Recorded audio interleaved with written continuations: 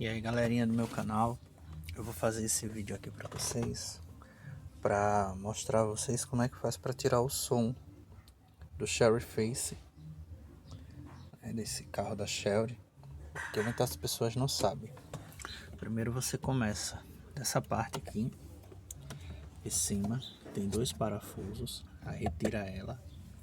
Depois retira essa outra parte aqui, pelas laterais ela tem presilhas, você coloca tipo uma espátulazinha bem devagar, bem minucioso para desencaixar.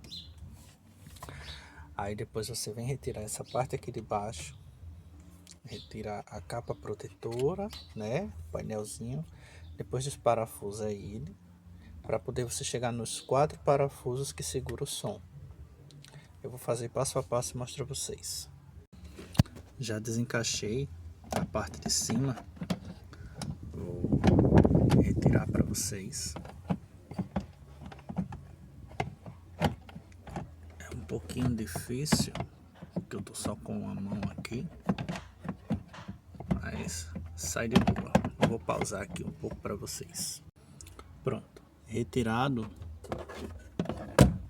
esse porta-objeto, você tem essa parte aqui, que você tem dois parafusos, tem esse e tem esse outro, para poder começar a desencaixar esse painelzinho aqui. Pronto, retirado os dois parafusos, você vem com, pode ser até uma faquinha sem ponta, aqui nas laterais, fazendo esse movimento, entendeu? Você faz nela toda, nas duas laterais. Feito isso, ela desencaixa.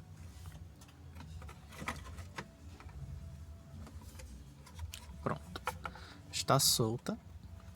É só a gente desconectar o alerta.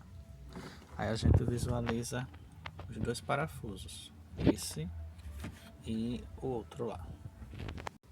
Aí pronto, você retira essa parte aqui fora, desparafusa essa outra peça, aí consegue encontrar aqui embaixo os outros dois parafusos.